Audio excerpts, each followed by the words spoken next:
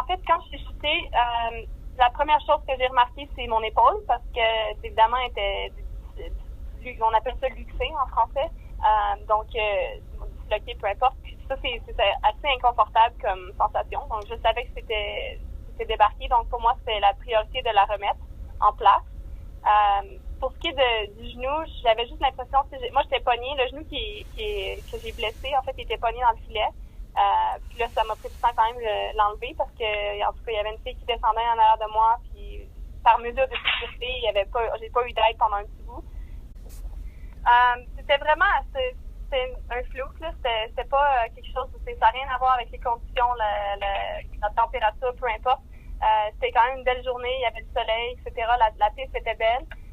En fait, j'arrivais avec une très haute vitesse, plus qu'aux autres entraînements de vitesse. Puis je suis arrivée un petit peu plus large sur le virage de Claire's Corner. Puis mon pied, dans le fond, j'étais un peu impatiente sur le pied extérieur pour me préparer pour le dernier jump. Puis j'ai comme lâché la pression sur le pied extérieur, puis le pied, le ski a comme flotté. Je pense qu'il a peut-être pogné une balle de neige ou quelque chose. Mais ça n'a rien à voir avec les conditions, là, c'est plus mon erreur. Puis tout d'un coup, le ski a flotté, puis il a percuté l'autre ski. Puis le ski intérieur, le ski droit, c'est là qu'il a comme rentré par en dedans. Puis là, c'est là probablement que j'ai déchiré mon ligament. Puis là, après ça, je suis tombée dans les filets, évidemment, etc. Il aurait pu y avoir d'autres scénarios dans lesquels que mon manque d'expérience aurait pu causer la chute ou peu importe, mais cette fois-là, c'était vraiment un flou. Tu vois, Lindsey Vonn a fait la même chose que moi le jour d'après.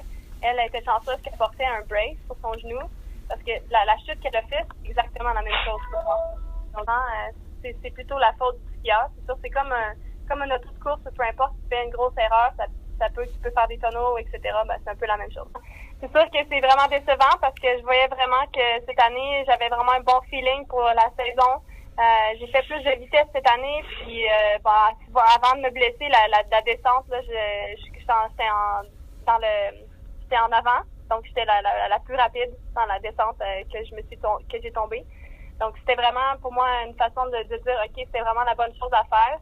Puis c'est sûr que c'est vraiment décevant parce que c'est ça, c'est une année olympique, puis c'est important, c'est sûr, mais comme je te dis, j'avais toujours le but de faire un autre 4 ans après, puis ça n'a rien changé ici. C'est juste une année sur une pause, dans le fond.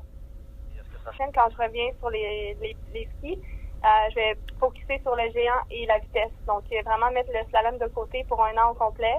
Parce que vraiment, le slalom, c'est la seule discipline qui est comme vraiment un événement séparé. Les autres, ça va comme plus ensemble. C'est pas rare que les athlètes qui font ça. Tu vas voir les Lindsey Vonn et Lara Gut, etc.